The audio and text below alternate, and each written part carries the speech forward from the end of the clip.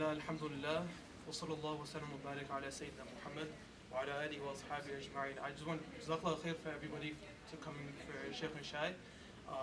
Inshallah, today we have Brother Ali Saeed, and he's going to go over the topic of Dhikr and Dua. But before we get into that topic, can you just talk a little bit about your background, where you studied, where you're from, etc.? Sure, inshallah. Assalamu alaikum warahmatullah. So this is, I think, my third time here for the Sheikh and Shai event. I did my undergrad here at Waterloo, and was also doing my kind of like a research associate job here for a couple of years. So it's been a while though since I have been on campus like full time. But it's always good to be back. Like it brings back all those memories. It's surprising though. Like when I went to school here, we had a lot of green space. I don't know if you guys even know about that, but ever since like they've built so many buildings, like it's almost doubled, right? Like so it's become more of like a factory type vibe. Khair inshallah. So I did engineering here, but I love software, so I work in software. You guys must have heard of this Quran app called Dhikr. So I work there, alhamdulillah. And yeah. So, about dhikr and dua, I mean, it's a topic that's very closely related with Ramadan, as Ramadan is very close. What is the importance of dhikr and dua? Can you just take us a bit into that topic? Sure. So dhikr and dua, it's an interesting topic because when you first hear about like dhikr and dua, right, it sounds very wishy-washy. It's like, okay, it's got like, if you have nothing better to do, then you go make dhikr and dua. Like it's like, it's not tangible, it doesn't feel real, it doesn't feel like it's going to change things, right? So, but I think part of today's talk is understanding like what's the role of dhikr and dua in our lives. And, maybe I'll start with this story. So, there was a town where a new bar was opening, yeah? And the people at the church, they did not want that bar to open because of all the vices that come with it. And so they went to the city and they tried blocking the building of the bar. However, the city approved it, and slowly but surely the bar got built and people started coming and they started drinking and dancing and everything, right? And people at the church would, in their sermons would make prayers and dua, right? That, oh God, let this bar be destroyed and whatnot. And just so happened that lightning fell on the bar and it burned down. Now, the people from the bar, they sued the church, saying that it's because of the church making the dua, our bar got destroyed. So the judge was judging the case, and he's got people from the church and he's got people from the bar. And people from the bar are saying, look, these Christians made dua against us and our bar got destroyed, so they have to pay the damage. The people from the church are saying, Your Honor, you know that prayers don't work. They don't have an effect. It has nothing to do with our prayers. It just got destroyed because of lightning. And so the judge looks at them with surprise, and he says, I can't believe my eyes. I have people from the bar who believe in dua and people from church who don't believe in dua. Right? So it's an interesting example to start thinking about what is the role of dua in our lives. Right? Like, does it really have that impact? Do we really believe in dua? Or when something bad happens, like what's our first instinct, right? Like what do we do? Do we start thinking about what we did wrong or what steps can we take, right? Or is it about, does Allah want this to happen or not? Am I asking Allah's help, right? Like, so that's kind of like the litmus test of where we stand in our belief about dua. Is that a good enough introduction? So far, any questions? Okay, so I wanted to ask, like, I'm sure a lot of people are curious, what is the difference between dhikr and dua? Because at least for me personally, when I think of dua, I think of like a request, whereas dhikr is more just like remembrance, right? So what would be, is there a difference between dhikr and dua? And if there is a difference, then what is the difference? Yeah, for sure. So dua, like you said, it's a request, right? It's a question. It's you're asking for something, right? But dhikr just means to remember something, right? So the way they're linked, for example, if you look at our prayer, our salah, is actually a combination of dhikr and dua. That's what it is, right? So we stand, we say Allahu Akbar. We are reminding ourselves that Allah is the greatest. So that's a remembrance, that's a dhikr, right? And what happens is dhikr reminds us that, okay, there's someone who can help me. There's someone who's mighty. There's someone who's bigger than everyone else, right? And that remembrance then brings us to dua, right? After we praise Allah, after we acknowledge Him, we remember that, okay, there's someone who can help me. There's someone who's my creator. There's someone who's in charge. Then, we go to dua. So for example, in Surah Fatiha, like half of it is dhikr and praising Allah subhanahu wa ta'ala. Like remembering He's the Rabb, He's the most merciful, He is the Malik, right? And then once we acknowledge that, our psyche is primed up. Now we're like, okay, now if I need anything, that's the one I should ask. So then we turn into the dua, right? إِيَّاكَ نَعْبُدُ وَإِيَّاكَ نَسْتَعِينُ, right? We ask you for help, guide us, right? Protect us, and then it turns into dua. And all of prayer is like that. Like there's Quran, which is remembering Allah's speech, remembering Allah, remembering the truths, all the universal laws of how this universe works. And then there's a lot of dua, right? Allahumma ghfirli, there's du'as in tashahhud. So it's a combination of dhikr and dua, which kind of like, it's like a machine, right? It primes us. Adam? Yeah, so you talked about how much of Surah Al-Fatiha it's dua, but in Surah Al-Fatiha what we do is we praise Allah subhanahu wa ta'ala, or like we do thana. So are there different types of dhikr, or is it just a holistic term that applies to remembrance? Yeah, for sure. So there's kind of like the theoretical dhikr, or you can call it like the mechanical dhikr, right? And there's the practical dhikr, like the actual like lived out dhikr, the impact of dhikr, right? So the kind of like the mechanical dhikr, right? You can categorize it. We can talk about kind of like what phrases to say, how many times to say it, when to say it. That's like very mechanical, because like it's just a recipe, right? And yes, we can break it down. So for example, there's tahleel, right? Like saying la ilaha illallah.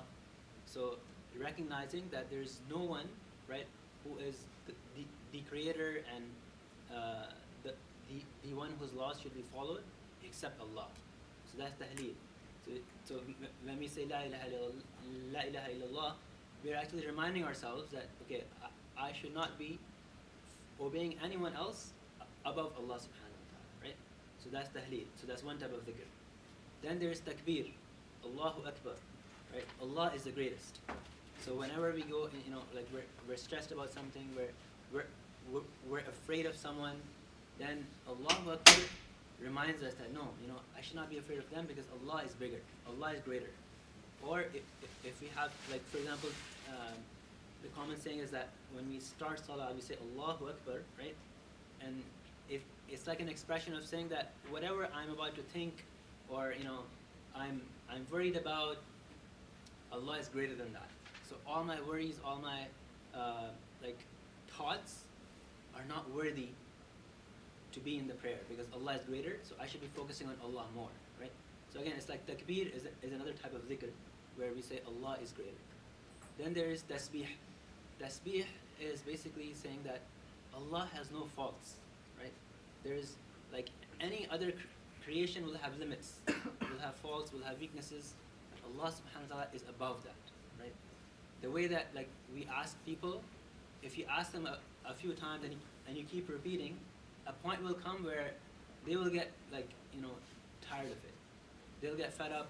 They'll start getting angry with you, like stop asking me.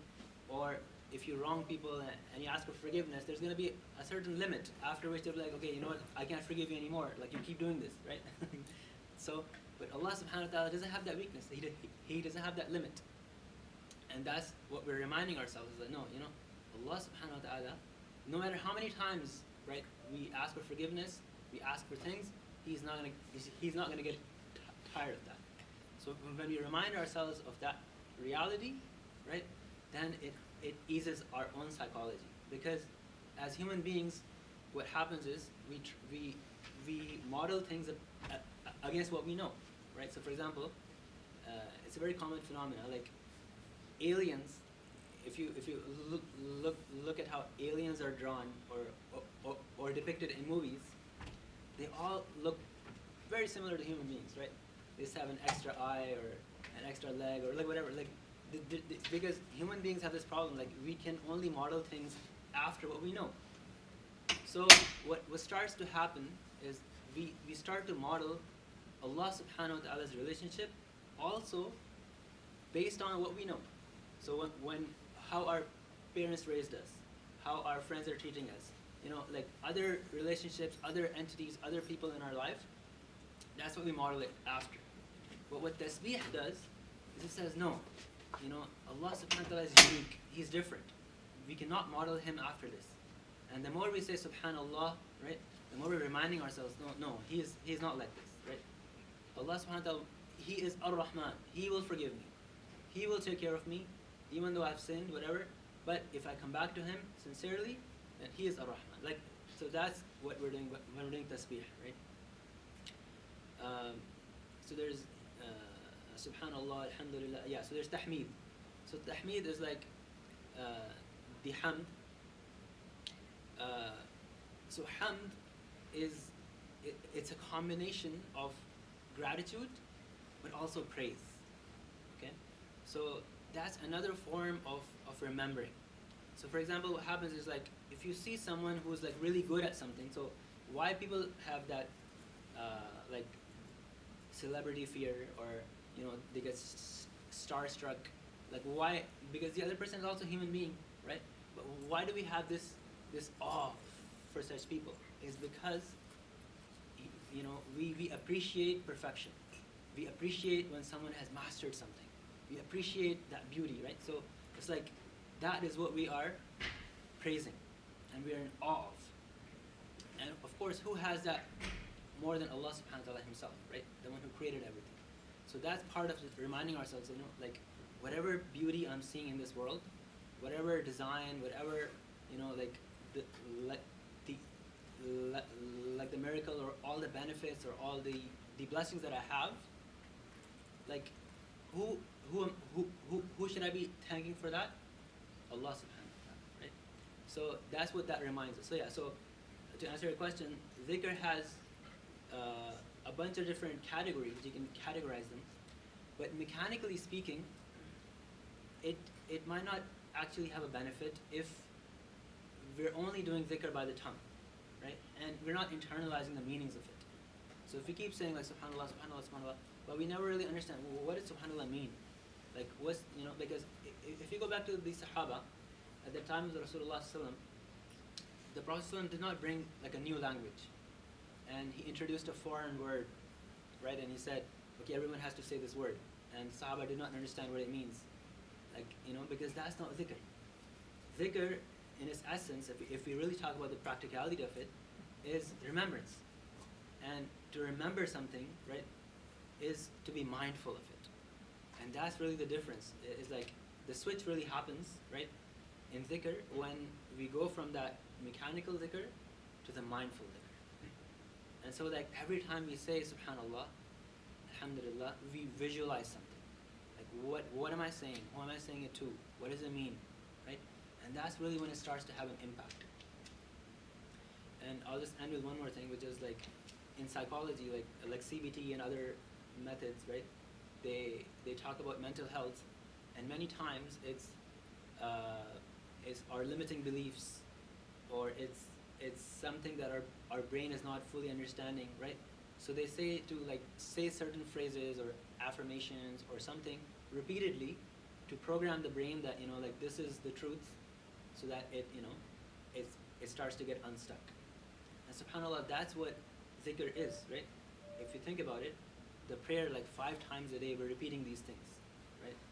After salah, we're doing subhanallah, subhanallah, subhanallah. Like we're repeating these things. Why? Is if we know what we're saying, right? And if we have that mindfulness, then it can actually reprogram us, and it can actually mentally also protect us. Yeah, so to your point of mindful dhikr, I think it's easy for us to imagine how to do that when you're in a certain scenario. Like, say you see beautiful nature, it's easy to say subhanallah with that mindfulness. But I think, like, for me personally, like, when I say it, like let's say 33 times, the challenge comes, it's easy to think of something that it relates to. But then, like, it feels mindful the first time you say it, but by the time you're on, like, the 33rd, it feels like you got lost, right? For sure. Like, what are, like, maybe some strategies to stay, like focused and have that khushu'ah even, like, when you're making things? Can I just repeat the question? Yeah. So, just correct me. Like, when you continuously do dhikr, right? The first time you do dhikr, you kind of like, okay, you're focused, let's say, on the dhikr itself. But then when you go and you continue to repeat the dhikr, let's say you say subhanallah 33 times. By the 32nd or 33rd time, you're kind of lost. Is that your question? Yep. Yes, I mean that's part of being human, right? Is we like that's why dhikr is there in the first place, because the dhikr means to remind yourself, and insan, the root word for insan is from nasiya, the one who forgets. So the whole point is that we're gonna forget, we're gonna lose our mindfulness, right? But as soon as you remember, you try to come back, right? And that's the point. And that's why sometimes these mechanical zikrs actually help. Because what happens is, if you're saying it 33 times, hopefully one of those you'll be mindful, right? So that's the point of it. But some strategies that I've heard scholars do is, for example, they would try to visualize some scene or some picture with every single time they're saying it, and they try to change it every time, right? So, for example, there's dua, Allahumma ajirni min an-nar. So there's a hadith, or there's some tradition to say 7 times after Maghrib, right? Now the scholar Khurram Murad, he says that every time he says it, he imagines a different stage on the Day of Judgment. So what that does is it keeps him grounded, and because it's sequential, he knows kind of like where he is, and he's imagining it, right? He's imagining crossing the bridge over the hellfire to Jannah, and he's saying, Allahumma ajirni min an-nar. So imagine how much more impact that dua will have when you have that visualization, versus just saying it while thinking about something else, right? So. Any questions? Okay, so I had one question in particular. So a lot of people, they say that, okay, I have all these sins, for example. I've done a lot. All of us have sins. So Allah, I'm not worthy of having a responsive dua. So, like, what are some like tips for that, for somebody to have more hope that their dua will be answered despite their sins, despite their mistakes? Yeah, so that's a really good point. It's a deeper problem than that, right? So first of all, it's thinking that because I'm a sinful person, why would Allah listen to me, right? Like, Allah would listen to someone who's more righteous. And there are hadith, right, which say, like, for example, the person who comes to the Kaaba, right, like his hair is disheveled, his clothes are dirty because of the journey. Like, you can see that this person has made a lot of effort to get to the Kaaba, and he's making dua, right? But his dua is not being accepted. And the hadith says, right, is that his clothes are from haram income, he's eating haram, right? And like he's doing all sorts of bad things. فَأَنَّا يُسْتَجَابُ لَهُ. Then, how can his dua be accepted? So again, it's easy to make that connection that, well, of course, he's sinful, I'm sinful, his dua is not being accepted, why should mine be accepted, right? However, I'll give you another example where, think of the like someone who has the most sins. Who would that be? An example? Fir'aun, okay. Iblis, right? Iblis himself. So now Iblis, after he doesn't make sajda to Adam, he's being thrown out from there, what does he do at that time? He starts making dua. Okay? He says, رَبِّ أَنظِرْنِي إِلَى يَوْمِ يُبْعَثُونَ. Ya Allah, give me respite till the day of judgment. Right? Give me time, like don't let me die, and let me do whatever I want until the day of judgment. He's making a dua, like look at the dua. It starts with Rabbi, right? He's accepting that Allah is a Rabb, but yet, he is a kafir himself. Like he doesn't obey Allah. In fact, okay, another quick question, right? Like Adam alayhi salam was asked to not eat from the tree, yeah? But Adam alayhi salam disobeyed. He ate. Iblis was asked to make sajda to Adam. He did not make the sajda. He disobeyed. But we say that Iblis is the kafir. He has disbelieved. He has left Islam, yeah? But Adam alayhi salam, we say that he sinned, but he's still a believer. In fact, he's a prophet. Why is the difference? They both disobeyed. Yeah. One repented and one refused, and one persisted on staying on who he is and trying to get all the other believers to follow his path. Sure, that's a good point. One repented, one did not. But if someone doesn't repent from a sin, are they a kafir? No, right? So there's something more to it, yeah? Iblis did it out of arrogance. He knew himself that he shouldn't need to follow something that Allah ordered him to do, Yeah. versus Adam made a mistake. Exactly. He didn't view that what he did was right. Exactly. So that was the key difference. The key difference was that when Iblis did not make the sajda, first of all, he didn't repent, yeah? But the bigger problem was that he said that, no, like, Ya Allah, astaghfirullah, your law is wrong. He said, Ana khayrun min, I am better than Adam, right? You made me from fire, you made him from dirt. Your deen is wrong. And when he questioned Allah's deen and Allah's, authority, well, then you're no longer a Muslim because you don't believe that Allah can make law, right? So that was why he's a kafir.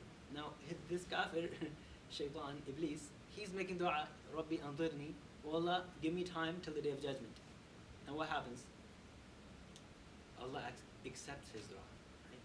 Allah says, fine, you'll have till the day of judgment. So if Allah subhanahu wa ta'ala can accept the dua of Iblis, right, then what about you and me? Okay, so that's the opposite. Now, this concept, however, did remain among the Arabs as well. So even before the time of Rasulullah sallam, the Quraysh, why would they worship these idols? Yeah. If you ask them, the Quran mentions, they would say, "Ma na'buduhum illa liyuqarribuna ila Allahi zulfa." We don't worship them except that they bring us close to Allah, right? Because they know that like we're sinful. Allah's not gonna listen to our du'as, but that's why we go through these idols, because they are idols. They're statues of righteous people, and so we go to them so that they ask Allah on our behalf, right? So again, the whole point of their shirk is that they thought that Allah will not listen to them directly. So that's like a trap of Shaitan himself, right? To disconnect us from Allah subhanahu wa ta'ala. So now the question is then, but what about the person whose du'as were not being accepted, right? And he was sinful. So the point is that person wasn't repenting. Like he was still eating from haram, he's still dealing with haram, and then he's making du'a, then of course his du'a will be affected, yeah? So the person has to do his utmost to stop the sins, right? Do his level best, and then come to du'a, then of course, like his du'a will be accepted, right? Yes. Yeah, so in the Quran, why does Allah subhanahu wa ta'ala emphasize, every time Allah subhanahu wa ta'ala mentions the word dhikr, he pairs it up with a lot, kathira, in contrast to like other types of worship, or in contrast to just saying with dhakir, or like dhakirat, instead of like pairing it with kathira, or like a lot or often, or why is there such an emphasis on doing lots of dhikr? That's a good point. What do you guys think?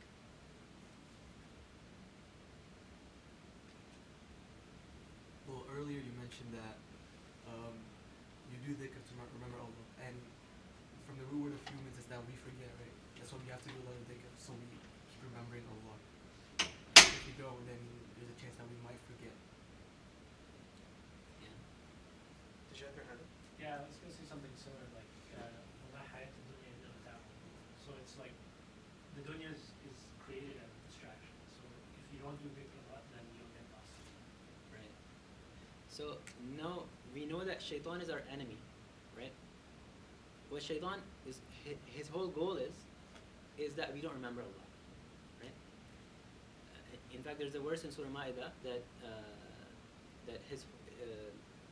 like his whole goal is to stop you from salah, right?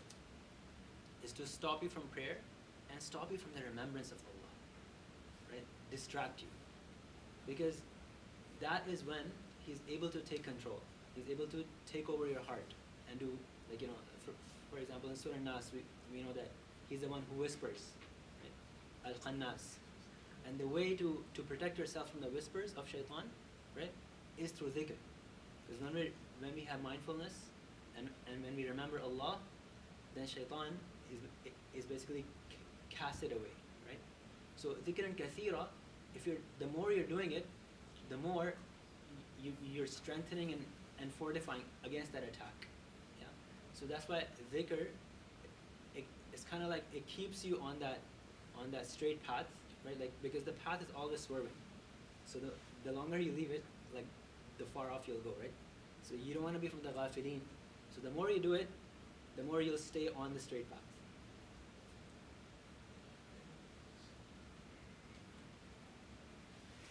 So going back on the topic of dua, a lot of people when they make dua, they have this kind of like anxiety that what they're asking for is not necessarily good for them. So how can a believer know that, okay, I made dua, for sure it's going to be answered? Or is there no way of knowing? Yes, there's a couple of things here. There's a Christian phrase, right? Like, be careful what you ask for. And the idea is that if you ask for something that, you know, was bad for you, Allah might give it to you and then you'll be in trouble, right? But that's not our understanding of Allah subhanahu wa ta'ala, right? Imagine you have a baby, yeah? Maybe he's a toddler or she's a toddler, and then the baby is crying and the baby is asking for scissors, yeah? Because they're sitting right next to the receptacle, and the baby is throwing a tantrum. It's like, I want the scissors, please, please, please, I want the scissors, yeah? So now, what are you gonna do? You're like, well, the baby asked for it, right? I'm a good parent. I have to fulfill the baby's dua, right? So you go and you hand them the scissors, and no, right? So if you, right, with even the little bit of love and mercy that Allah's put in our hearts, are not going to do something, right, then what about Allah subhanahu wa ta'ala, the most merciful, right? The hadith says that Allah's mercy, you know, is more than like 99 times like the mother, right? So of course, that concept is not true. So we ask Allah subhanahu wa ta'ala of whatever we want, and it might be bad for us, right? And that's the hikmah behind why du'as are not always accepted, yeah? Like some people think that dua is like, it's like a vending machine, yeah? So they come to the Sheikh, they're like, Imam, like, I made, like, tell me which dua to make. I want this thing, you know? It's like, dua is not a vending machine. Like, we don't have like this like special book in the back where like we have this perfect formula for dua, right? That's not how it works. Dua is meant to be that Allah will filter it Himself. Whatever is good for you, you'll get it. Whatever is not good for you, you won't get it. So you won't have to worry about, oh, is it good for me or is it not good for me, right? You just go ahead and make the dua. The hadith mentions that there are 3 ways du'as are accepted, yeah? So first of all, you get what you ask for. So that's the most direct one. But dua is never wasted. So even if you made dua for something, you made a lot of dua for something, but you didn't get it, what happens? There's a calamity that was written for you in your life, yeah? You were going to get cancer, maybe your house was going to get burned down, maybe you're going to lose a family member, you're going to fail your course. Anything bad that was already written in your qadr, what will happen? Allah will erase it. right? So a calamity will be pushed away. Or the last one is if none of the, like if nothing happens in dunya because of your dua, on the day of judgment, you will see there's like a mountain of good deeds. You're like, Ya Allah, I never did these good deeds, right? And Allah will say, but these are all your unanswered du'as. And Sheikh Umar Sulaiman has, I think, a beautiful episode on that, like the unanswered du'as. So, again, like, du'a is like something that you never lose anything with. The more you make it, right, either you get things better in dunya, the evil decreases, or you get more in the akhirah. Yasin? Let me know if I'm asking too many questions. No, you're good, you're good. So yeah, I like your point about how like there's not necessarily like one way to make dua, like correct dua. But I recall a hadith of the Prophet ﷺ where he says like, I think it's don't ask for afia, I think, because then that necessitates that Allah would send you a calamity. Maybe I'm not exactly right on the wording, but there are like some hadith that point to like an etiquette in making dua. Like sometimes it's better to be general than specific, and other times it's the opposite. So how do those two things balance? Shai, just repeat it. So you're asking about the etiquette of dua, like what is the best etiquette to make dua? Is that your question? Yeah, I guess like when is it maybe not smart to ask for certain things as like indicated in the sunnah? Yeah, so like when is it like not wise to ask about certain things that are mentioned in the sunnah? Yeah, so there are certain concepts, but again, I think like the general rule, we know as a framework that Allah subhanahu wa ta'ala is the most merciful, right? So whatever outcome after dua happens, there will be khair in it. However, we are told that yes, like for example, like we shouldn't be very specific in our du'as. Like I want that, like I think there was like a sahabi was making dua that I want a castle in Jannah with like blue doors and like very specific things, right? And like he was told that no, like you don't have to be like that specific, because again he was asking for the unseen. You don't even know what castles will look like, or what like what the concept of door, like it's the ghaib, right? But there's also this tradition, I don't know if it's authentic, that don't ask Allah to make you sabir, patient, because the only way you'll become patient is Allah will send calamities and you'll have to be patient on them, right? But it sort of goes against some of the other hadith, right, where there's actually du'as that Allahumma ja'alni suburan wa ja'alni shukuran. So it's debatable whether it's authentic or not, right? So I wouldn't dwell on it too much. However, there is a level like so there's another hadith which says, like, for example, the best dua is a dua of afiyah, right? So when you ask Allah for safety, security, and blessings, like that's the best dua. So that tells us that there is a leveling, there's a gradation in making dua, right? So you can ask something very wholesome, then of course that's better for you, right? So in regards to dhikr, if there's like one dhikr that, let's say you only have time to do one specific dhikr, for example, what is the best dhikr that you could do? Like what's the top? That's a good question. So I think it depends on the context and your situation as well. So I think as a principle, the best zikr is the one that you'll be most mindful in. Okay? So even in dua, or even in ruqya, for example, yeah, people have this that like every imam would have their own like set of verses. Or like I read Ayatul Kursi and I read these verses and they always work. Yeah. But other people have a different set of verses, and those work for them. And what it comes down to is this concept of ud'u Allah wa antum muqinuna bil ijaba. Ask Allah while you're certain that Allah will answer your dua, right? So if you're certain that I believe that yes, this works, right? So whatever gives you that certainty, that makes your dua the more powerful. So for example, some imams believe that these are the verses. Then when they're making these, like the ruqya and the dhikr and the dua, they have that 100% certainty that this works, right? And that is actually what makes it more acceptable.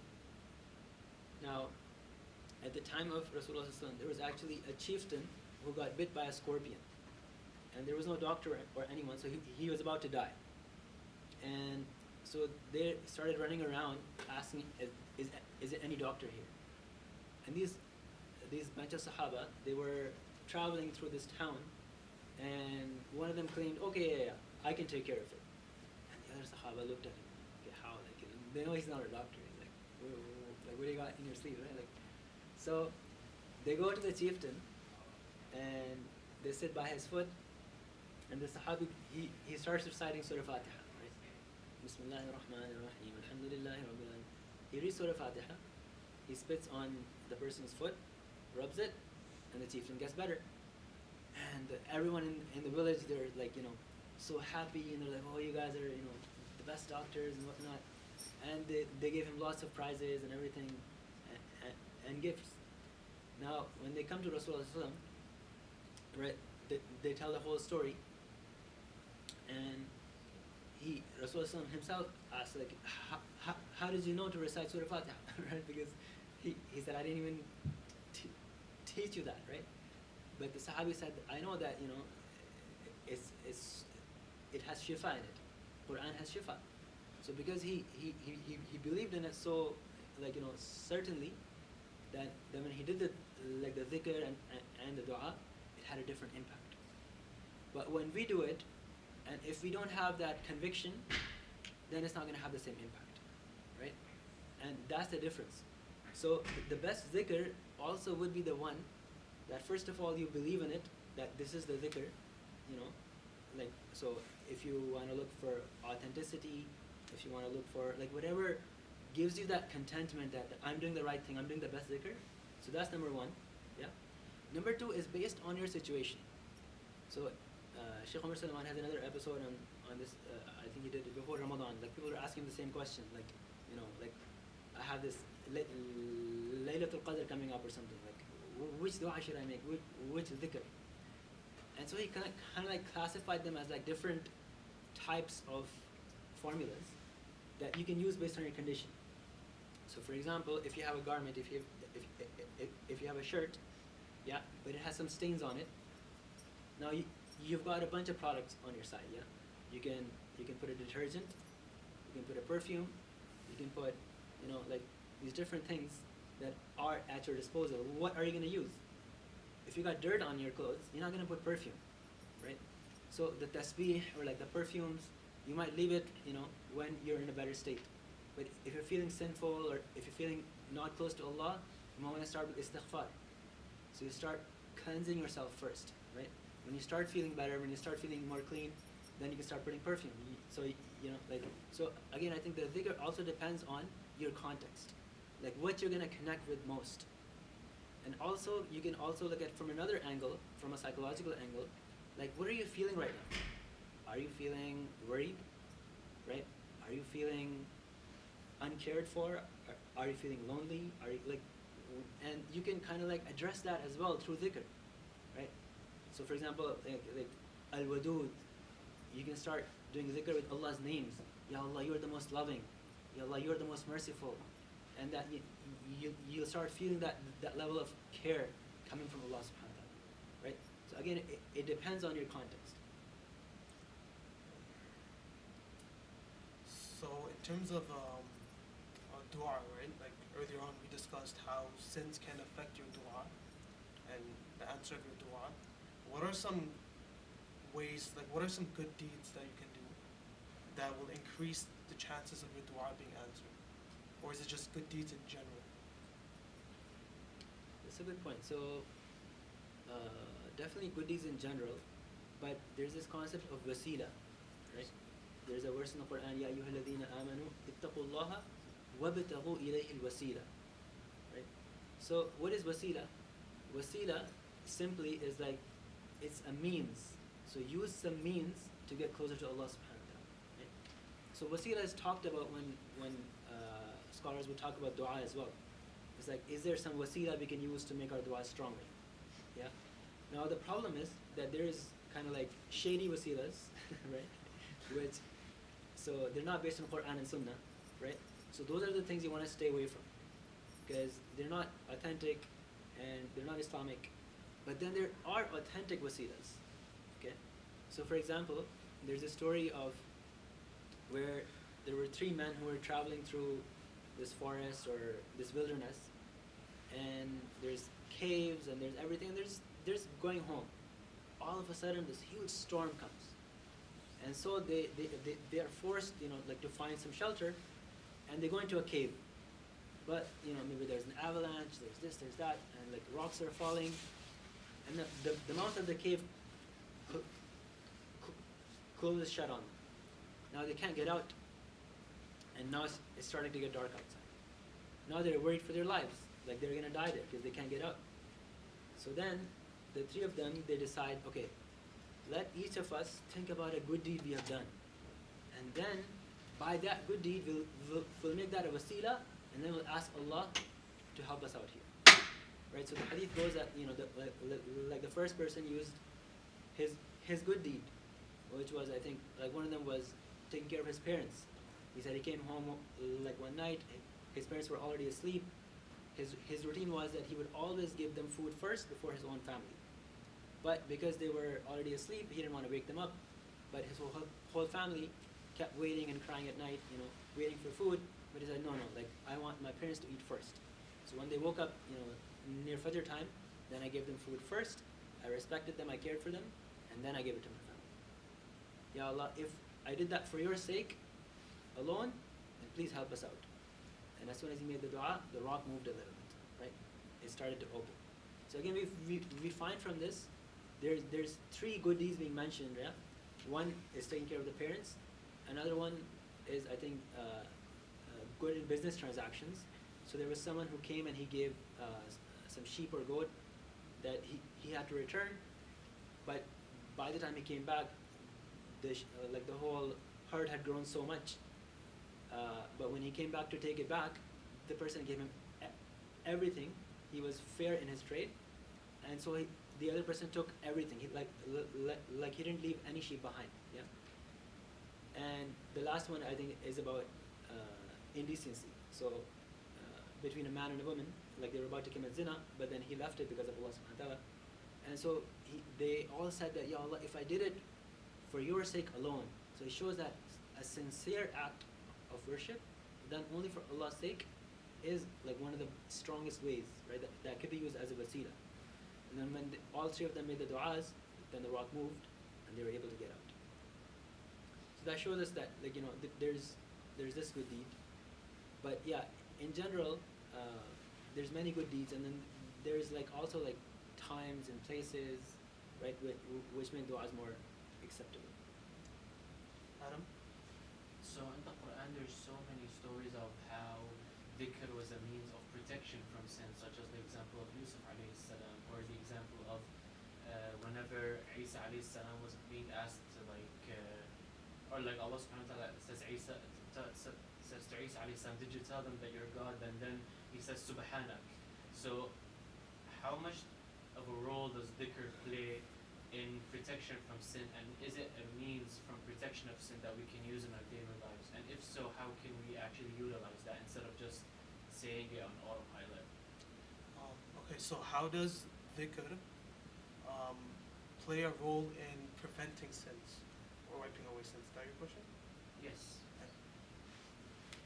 Yes, that's it. So one concept is like people think that, oh, like I'll do dhikr like after exams when I'm home and have time, right? Like it's we kind of like we compartmentalize. Okay, like this is my dunya, this is my, I'm in stress right now, I don't have time for this, right? But what we see is, subhanAllah, like the way dhikr and dua work is they work in the midst of life and difficulty, right? Like that's the real benefit of using it. I think there was a Sahabi who he got hurt, or like he fell or something, and he just said, like how he would say, oh, like he said something like that, and Rasulullah told him that had you said Bismillah, it would have been better for you, right?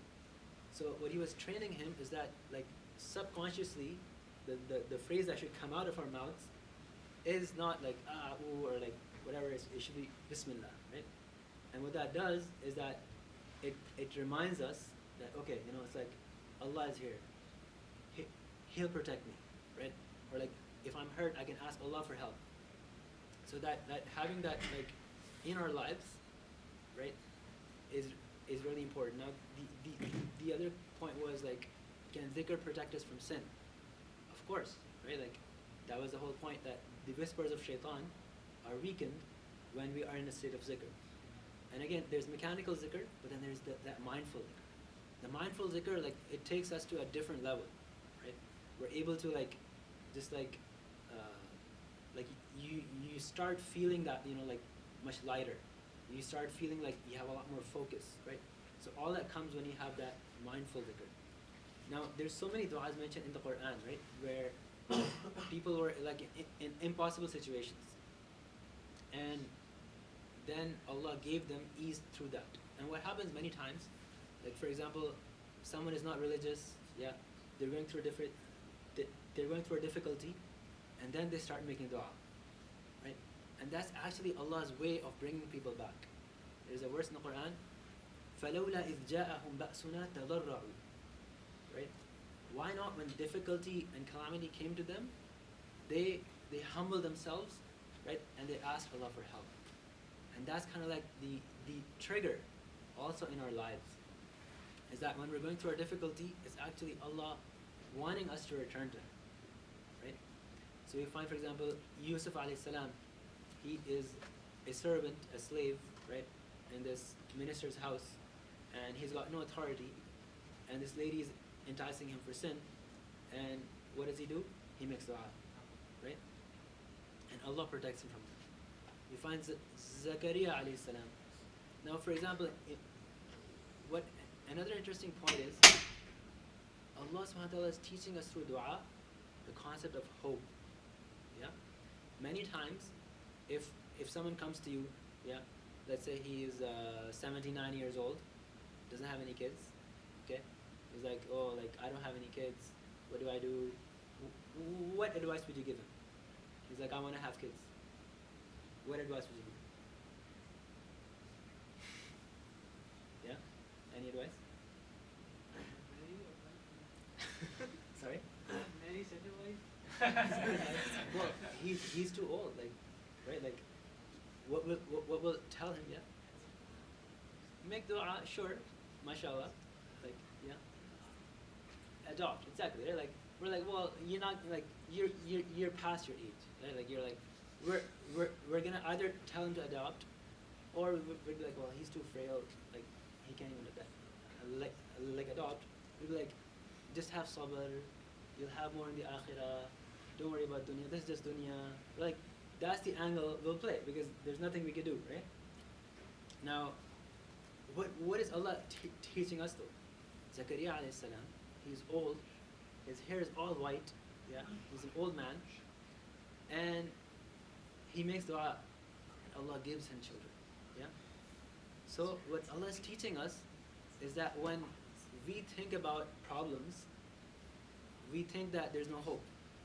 We can't get it in dunya, yeah? We have to wait for the akhirah. But Allah is saying, no, dua is your solution. If you feel stuck, like for example, Yunus alayhi salam, yeah? He is stuck inside the belly of a whale in the depth of the ocean, okay? This is before internet was invented. This is before GPS, right? This is before 911. Like, we don't know where he is, right? Can anyone save him? Like, imagine the people on that boat, right? They know that one person is missing from the boat, and he's down in the ocean. You ask him, like, can you save him? Like, what are they gonna say? No, like, he's done.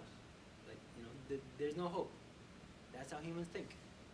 But what Allah is teaching us in that moment, when you feel like, and that might happen to us in our lives. We might be in a situation where we can't talk to anyone. We are in a problem that no one can solve for us. It's a very custom situation we're going through that no one can help us with, yeah. But Allah is teaching us, no, don't lose hope. Don't just think that you'll get it in the akhirah and you have to just suffer in dunya, because if that was the case, that's what Allah would have told all these prophets, that Yunus alayhi salam gets eaten by the whale and he dies there, but he'll have a huge palace in Jannah, right? Ibrahim alayhi salam, when he enters the fire, he got burnt, but no worry, he'll have Jannah, right? Like, no, that's not what we're told. We're told dua actually gives you the blessings in the dunya, right? So that's kind of like the key difference I want to highlight. The brother in the back had a question. Yes.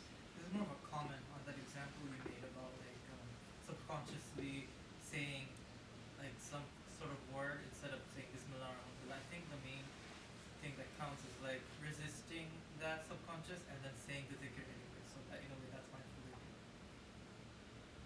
So resisting what? Sorry.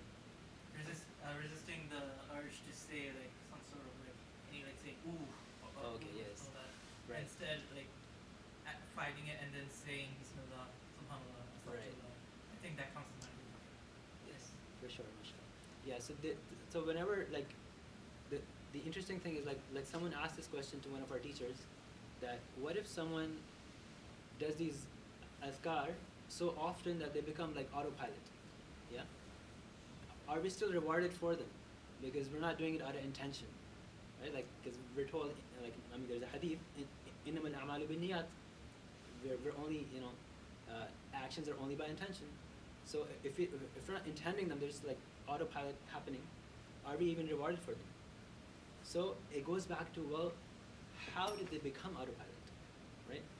If the effort that you made to make them autopilot, that's actually made it a sadaqah jariyah. So now, every time it happens, it's like free reward. Rayan had a question. So I was like, there are periods where we are like really close to Allah subhanahu wa ta'ala, for example, for exams or like after doing any sin, we're like for 2-3 days we'll be like very pious and we'll be praying extra nawafil and all. But after 3 days we'll lose the rhythm and then we come like back to like normal routine and not as pious and least as pious. So how do you keep the rhythm going on? Okay, so Reading also. okay, so the question is, how do we? A lot of times people resort to dua and dhikr when they're in times of difficulty. But how do we keep that consistent when Allah subhanahu wa ta'ala relieves us of our hardships? Is that the question? And also like after doing sin. And after doing like sin. Right. Yeah, so, I mean, that's a very common question, like, how do we maintain our spirituality? Yeah. So, there's external pressures or external situations that push us, but then there's also internal forces, right? So what happens is, for example, if we're going through a difficulty, there's an exam coming up, we know we're gonna fail, or there's something, and now we have this motivation, Ya Allah, please save me, like you're doing all these extra good deeds, because you're in this stressful situation, right? That's causing you to remember Allah more, because you need Allah's help. And basically what it does is it highlights to you how dependent you are on Allah, right? The reality is that we're always dependent on Allah. The reality is that we don't know tomorrow we get diagnosed with cancer. We don't know, like anything could happen tomorrow, like, right? But we are forgetful, like we're not even aware of that fact. But when we're put through a test, then it basically unveils that, okay, yeah, you know what, I can't do this. Like, I'm actually very weak. I need help, right? Like, that's when you realize I need Allah subhanahu wa ta'ala, right? So dhikr, what it does is like, it will always keep reminding you of that. Now what happens is also after a sin, you feel the sense of shame, right? You have this sense of guilt, like, why did I do this? Why did I say this? It's like you have that pain, right? And that pain is kind of like motivating you, right, to come close to Allah, to erase that bad deed, that guilt. And in fact, that's kind of like everyone who has guilt will turn back to something to erase that guilt. Yeah. So if you know Allah subhanahu wa ta'ala, then you're gonna make dua, you're gonna do worship. But no one likes to have that guilt in their heart. Yeah. So people find different ways to erase that guilt. So that's an external kind of like motivator. Now, it's almost kind of like you're asking Allah for forgiveness, and that process, you feel close to Allah, right? Because you have that relationship. You're asking Allah consistently. You're thinking about Allah, and that's why you feel close to Him. But what happens is when that external motivation is gone, you're like, okay, well, alhamdulillah, I haven't committed sins for a while, I'm good. You know, it's like, you're not thinking about it. You're like, okay, well, like, I don't really need to talk to Allah as much, right? But what we can do in that moment to feel close to Allah again is we can use a different type of dhikr, right, which is shukr. So then we can start turning our attention to, okay, what are the good things I have in life? And if you start remembering them, yeah, oh, amazing, I have amazing health, I have a really good brain, I have a really good like supporting family, I have friends, I have this, you know, it's like, and you start praising Allah and thanking Him, you can also get to the same spiritual state, right? And that's more internal. You'll actually be rewarded more because there's no external stimulus. You're not forced, you're not pushed into that situation, but you, from the goodness of your heart, you want to be close to Allah, right? So you're trying to find ways, okay, how can I talk to Allah more? And when you remind yourself of all the good, right, that will kind of like force you, right, just as we want to like praise the celebrities, or we follow like the sports players, right? Like, why? Because there's something that we're in awe of. And why are we in awe of it? Because after we watch a game, oh, that move, that goal, that, you know, it's like we just want to replay it. We want to watch it again and again, and we, you know, like we want to meet that person. So the same way is if we replay Allah's favors in our minds, we would want to, you know, like thank Him more, and that will connect us more to Allah subhanahu wa ta'ala. Okay.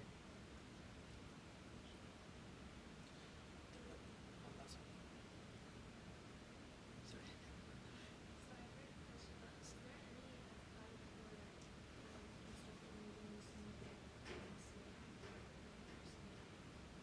Yes, of course. So after prayer, like after the 5 daily prayers, there's a set of adhkar that are from the sunnah, right? So for example, there is like the starting was like Allah Akbar, astaghfirullah, astaghfirullah, astaghfirullah, right? Allahumma anta salam, minka salam, tabarak ya ilahi wal ikram. Now an interesting point here also is typically we say astaghfirullah after committing a mistake. We have just prayed. Like, why are we saying astaghfirullah, right? Like, so the scholar says that, like, astaghfirullah also because we weren't able to perfect our prayer.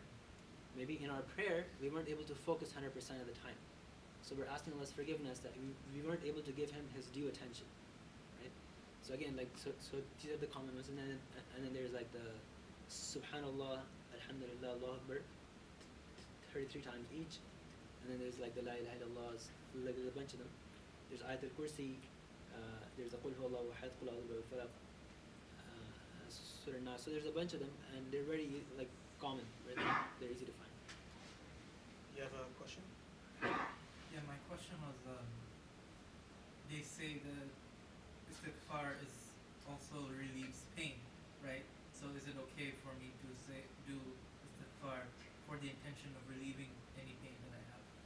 So the question is it okay to do istighfar for the sole purpose of relieving any pain or hardship? That's your question? Yes. Yeah, so I don't know if istighfar is directly mentioned for pain as such, but there's this concept of ruqya, right? Where, for example, Rasulullah ﷺ, when he was really sick towards the end of his life, he would actually have this cloth, right? He would dip it in this pot of water, right? And they would put it on his forehead because of the fever, and he would be reading Qul a'udhu bi rabbil falaq and Qul a'udhu bi rabbin nas, right? So that was kind of like the ruqya to cure from the pain, from the disease, right? So astaghfirullah, I mean, it can come in as any dhikr, any Quran that you read could be used as ruqya, but astaghfirullah in itself has many benefits. So there's an interesting story. Someone came to Hasan al-Basri rahimahullah, and he said, "Yeah, Sheikh, like we have been married for so long, we don't have any kids. What do we do?" He says, "Do astaghfirullah." Another man comes, "Yeah, Sheikh, like my garden, my crop, we're not getting fruits. You know, I'm afraid all my investment for the seeds is gonna go to waste. What do we do?" He says, "Do astaghfar." Another person comes like, "Oh, Sheikh, like we're going through a hard time financially. hand to mouth. We don't have any money. What do we do? He said, do istighfar.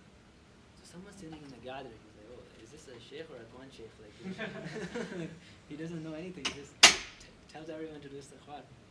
And so he comes up to and Sheikh Hassan Basri says, oh, haven't you read Surah Nuh? Right? Nuh alayhi salam, he makes a dua. I mean, he's telling people, وَاسْتَغْفِرُوا رَبَّكُمْ إِنَّهُ كَانَ غَفَّارًا يُرْسِلِ السَّمَاءَ عَلَيْكُمْ مِدْرَارًا وَيُمْدِدْكُمْ بِأَمْوَالٍ وَبَنِينَ وَيَجْعَلْ لَكُمْ جَنَّاتٍ وَيَجْعَلْ لَكُمْ أَنْهَارًا. And he says that ask Allah's forgiveness, do istighfar, He will rain on you, rain from the sky, He will give you wealth, children, crops, everything. So basically he's saying like the istighfar is such a potent dhikr that it takes care of everything. Dayan.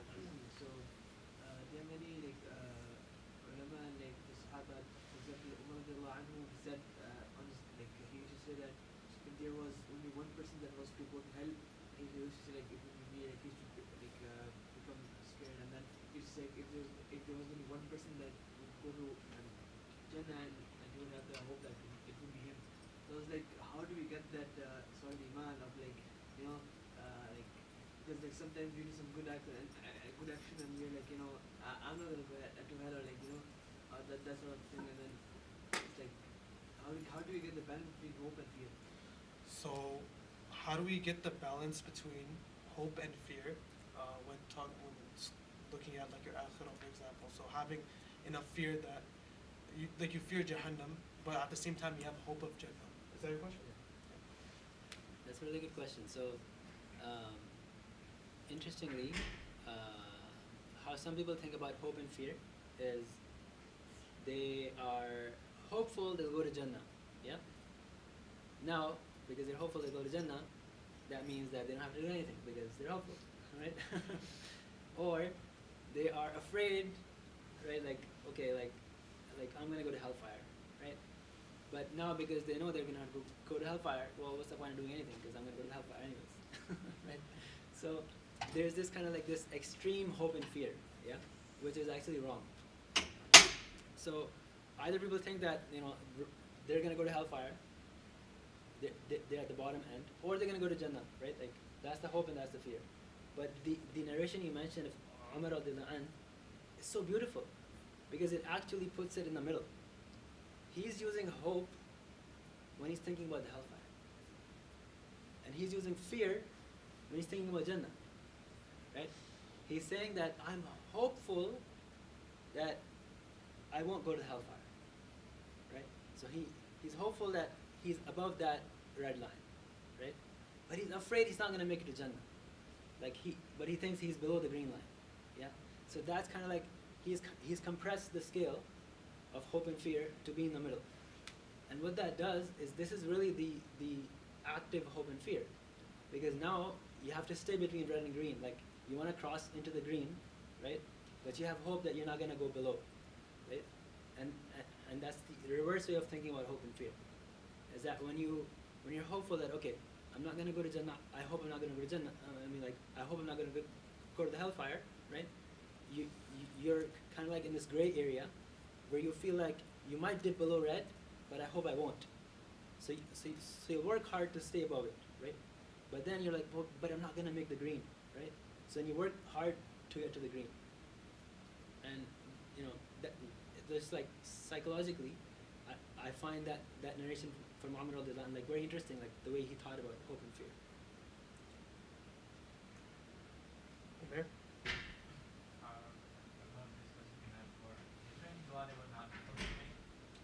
So is there any dua that we're not supposed to make?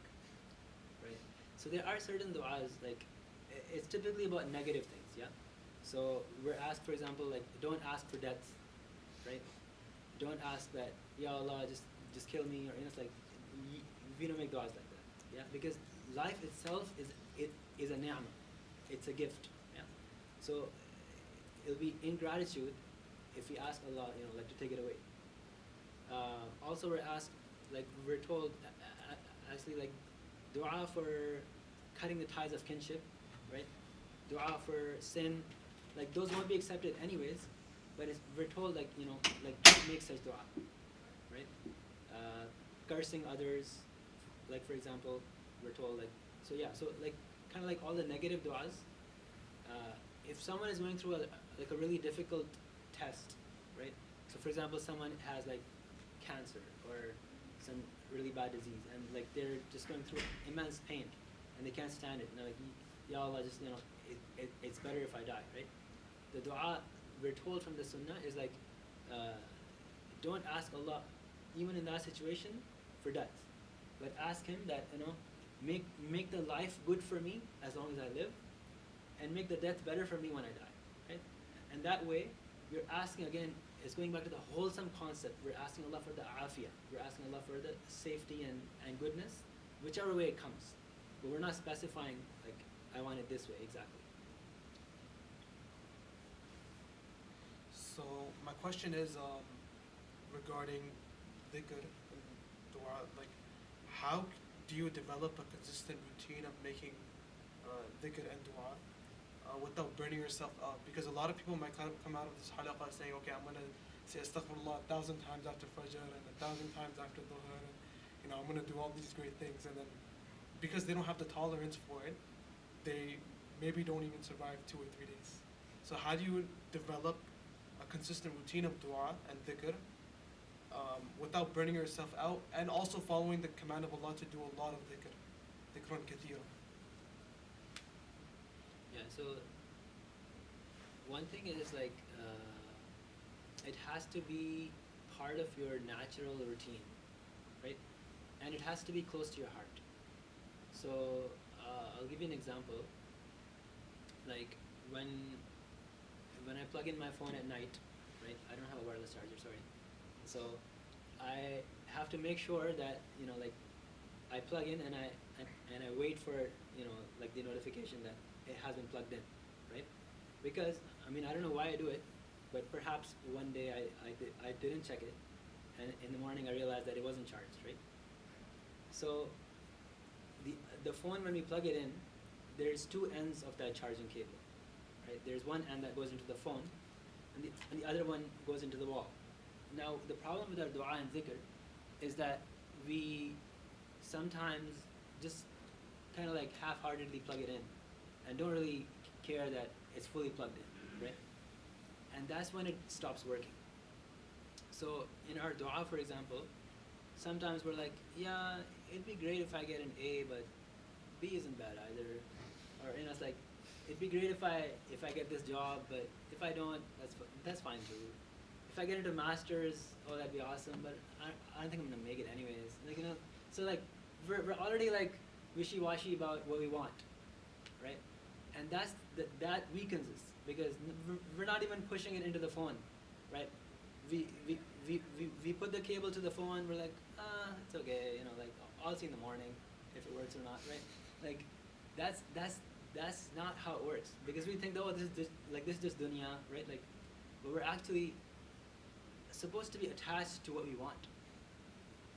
If we're not plugged in to what we want, then we're not gonna make dua for it. We're not gonna make dhikr. Like, for example, the brother was mentioning like at exam times, or like like our duas become stronger. Why? Because we're really attached to the outcome. Like, we want something, right? And that's what Allah subhanahu wa ta'ala is teaching us, is that we have to be attached to what we want. At the time of the hijrah, Abu Bakr radiallahu anh really wanted to be the companion of Rasulullah sallallahu alaihi wasallam. Yeah. So most of the people had left Mecca and they've gone to Medina. Imagine if that's happening today. Yeah. We're in Waterloo, and la qadar Allah, there's like some curfew or something, and they're killing like all the Muslims, and everyone's escaping, right? And there's like a few students left in this MC building. They're hiding in different rooms, yeah. And everyone's afraid for their lives.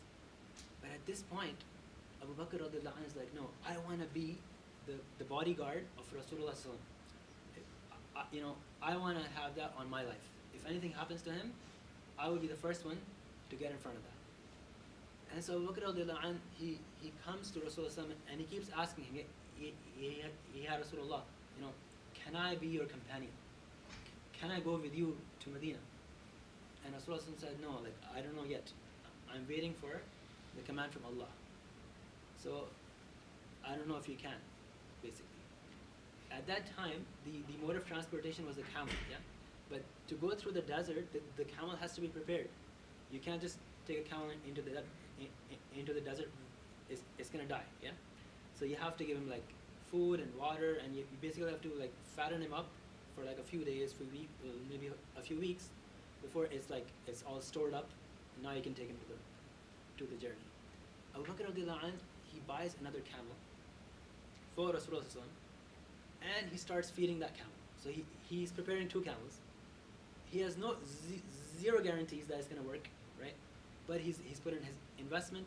He is so attached to the outcome. He's like, no, I'll have to be that person. He's making dua. He's super attached to this is what I want, yeah. And then finally, the command comes from Allah that okay, Abu Bakr is allowed to be that command, right? And then he goes. So the story shows that even before the dua was accepted, he was so attached to the outcome that I want this, right? This way or that way, like I want this to happen, and I'm gonna put all my eggs in this basket.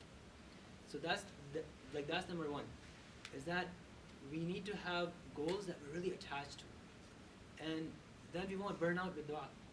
We won't burn out with dhikr, because we know that this is actually gonna help us achieve that. Allah is teaching us through all these stories in the Quran that if you have dua and dhikr, you'll get the good things in the dunya before the akhirah, right? So that's number 1. Attach ourselves to what we really want, like really dig deep, like what do I really care about in life? Like what would my life be unfulfilled without? Like, this has to be, like, don't think that you cannot get it, because Allah subhanahu wa ta'ala can give you, right, what you cannot imagine. So don't think of Allah as a human being, like what humans can give you. No, think about what He can give you. So have your wildest dreams and visions, like what do I really want? And He can give it to you, right? So that's number 1. Like Sulaiman alayhi salam is making dua, Rabbi habli mulka la yanbaghi li ahadin min ba'di. Ya Allah, give me a kingdom on earth, right? So big and vast that no one after me will have a kingdom like that, right? If a prophet is asked, like if a prophet is making a dua like that, asking for dunya, which is halal, yeah, and this is mentioned and recorded in the Quran for us to learn from, and he was given that, then there should be no shame in us being attached to our goals of even for dunya, as long as they're halal, right? Because they will empower us to actually earn our akhirah as well. Because Sulaiman alayhi salam, once he has that the palace, right? It was so beautiful, the floor was actually made of glass. Like even up to today, we don't have such construction, yeah? The floor is made of glass, and underneath, like, water was flowing, and there's like fish and everything. So when the queen of Sheba comes, right, she thinks that this is actually water. So she starts to raise her skirt, as mentioned in the Quran, right? Like to put step in it, and then they tell her, no, إنها صرح ممرد من قوارير. This is actually a palace made with glass. You're not gonna get wet, right? So, and she accepts Islam because she sees that, like she has not seen such kingdoms. That she's okay. If he's a believer and he can have this through his du'a, then of course there's someone who can give it to him. So if we really believe in du'a, we ask Allah, we get amazing things, we have an amazing life. That's actually good for da'wah, right? Like other people will actually believe in Allah as well. So that's number 1. Like have something really close to your heart, and that will give you that internal motivation to keep your dhikr and du'a going. Of course, there's other methods, like you can have a schedule, routine, and everything else, but that's the point that I think matters more. We have time for like 2 more questions. Is that?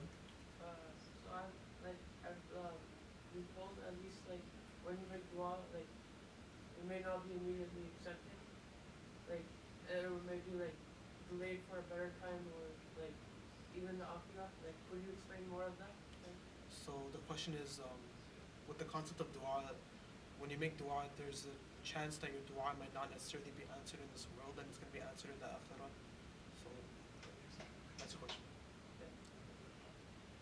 Yeah. So what's interesting is, I think this concept was mentioned before too. Like, how do we know we're asking for the right thing? Like, and sometimes the wisdom of the timing or the item we're asking for, we don't fully understand.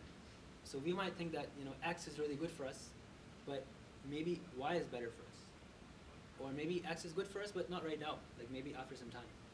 Nuh alayhi salam, he's doing da'wah to his people for like 950 years, and he is fed up with them, and he makes dua, Ya Allah, destroy them, right? But it's years later when the flood actually happens, right? So there's Allah's timing. Like du'as don't get accepted right away. In fact, that's one of the ways to guarantee your dua will never be accepted is to rush it. Is to like there's a hadith which says that everyone's dua is accepted ma lam yasta'jil, until he starts to hasten it. It's like, why isn't it happening? Like why isn't no result? And when we start to focus too much on like getting it right now, what happens is, in fact, the hadith mentions that like wanting it right now is not the real problem. That's not why the dua is not accepted. The real problem is, the person says, is that I have been making dua, walam ara yustajabu li, but I'm not seeing the benefit. I'm not seeing it being accepted. فَيَسْتَحْسِرُ عِنْدَ ذَلِكَ. So he gets tired of it. He loses hope. وَيَدَعُ الدُّعَى. And he stops making dua. So that's the only person for him dua is guaranteed that it will not be accepted, right? Because number one, he lost hope, he lost belief in it, and number two is he stopped doing it. So like the first thing is, okay, we are making dua, and we might get it, like what we're asking for, but we might get it a bit delayed, and in that delay is the test, right? Like the ayah of dua in Surah Baqarah that I just recited as well is وَإِذَا سَأَلَكَ عِبَادِي عَنِّي فَإِنِّي قَرِيبٌ أُجِيبُ دَعْوَةَ الدَّاعِ إِذَا دَعَانِ. It ends with فَلْيَسْتَجِيبُوا لِي وَلْيُؤْمِنُوا بِي. So respond to me and believe in me, right? So these are kind of like the two ingredients mentioned in the verse as well. Is that when we make dua, it's kind of like, okay, we make dua, we do some good deeds, we avoid some sins, we're hopeful we're gonna get this thing, but we don't get it. Now Allah's testing us, right? Are we still gonna obey Allah if we're not getting what we're asking for? فَلْيَسْتَجِيبُوا لِي. And are we still gonna keep believing that dua will work? وَلْيُؤْمِنُوا بِي. So that's actually becomes a test, right? And while we're waiting, like, okay, like, why is this dua not being accepted, right? It's actually, sometimes the real benefit of dua is having that relationship with Allah subhanahu wa ta'ala. And that's way more important than getting your dua answered. Like people, for example, would make dua to a statue, and Allah would give them whatever they ask for, and they would think that, oh, like the statue gave it to me, and they're done, right? Whereas a believer is asking Allah for something, and he's not getting it, but he keeps coming back to Allah. Maybe Allah loves that you come to Him, and maybe Allah loves that you ask Him, you talk to Him, like maybe Allah wants to have that relationship with you, and maybe that's why He's delaying it.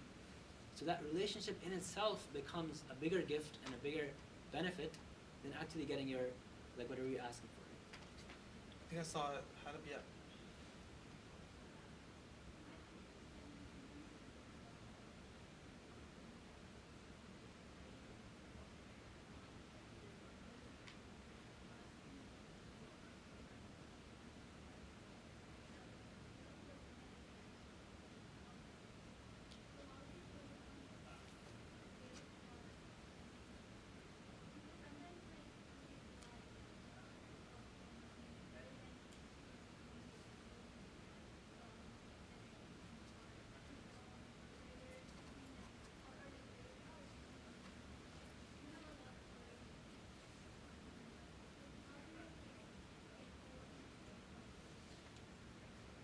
So the question is, some people have guilt when they're making dua that they're asking too much of the dunya.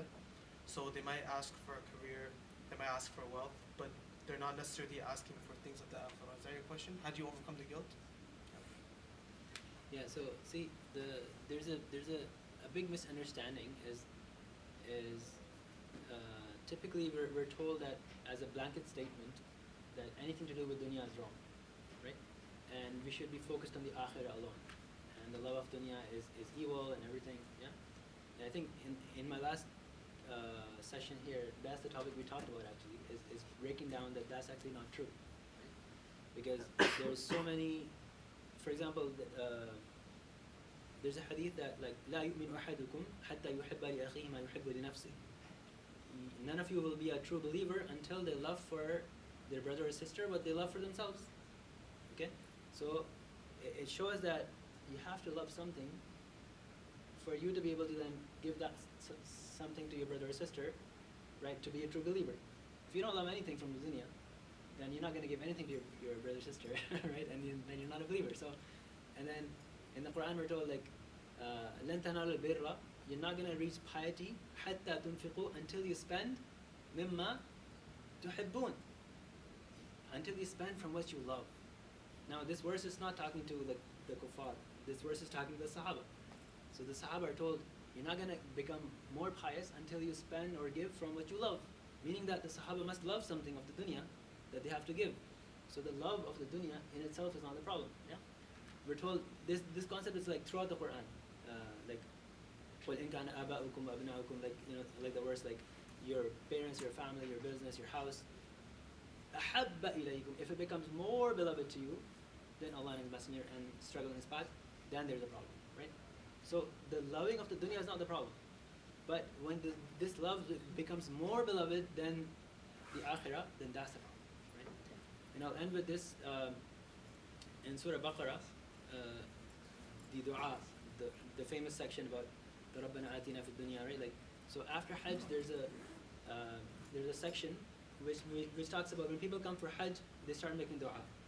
So some people make dua, رَبَّنَا آتِنَا فِي الدُّنْيَا وَمَا لَهُ فِي الْآخِرَةِ مِنْ خَلَاقٍ.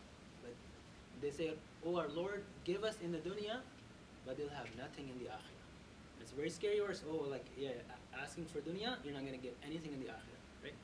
So what do you think the solution would have been to this verse? Like the next verse would have said what?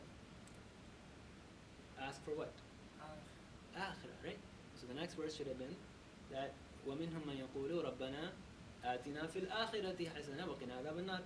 But no, that's not the verse. Yeah. So the verse is, but the Allah's teaching us the right formula. He's saying, okay, people who ask only for dunya, they have nothing in the akhirah. So that's clear. That's everyone understands that. But then we think we ignore the next verse, even though that's the most popular dua. We ignore the next verse, and we think that what we should be doing is only asking for akhirah. But the most popular dua is for a reason. رَبَّنَا آتِنَا فِي الدُّنْيَا حَسَنَةً. Ya Allah, give us the best in the dunya, right? And give us the best in the akhirah, and protect us from the fire, right? So that's the balance.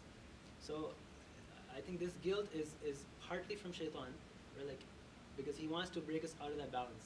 As human beings, Allah's put us on this earth. We need, the mata of this dunya to live.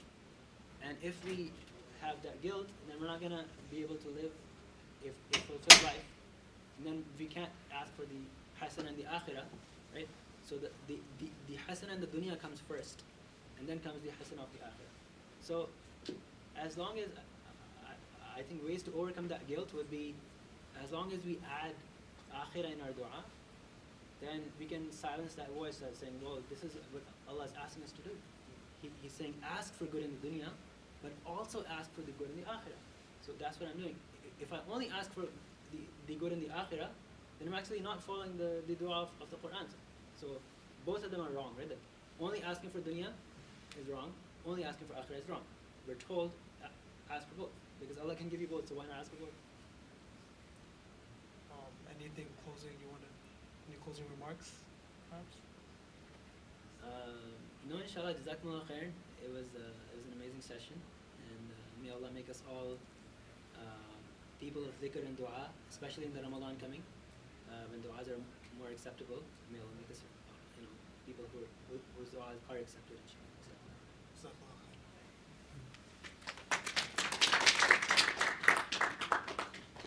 Assalamu alaikum wa rahmatullahi wa barakatuh. Everyone, we just have a few announcements we'd like to cover, inshallah.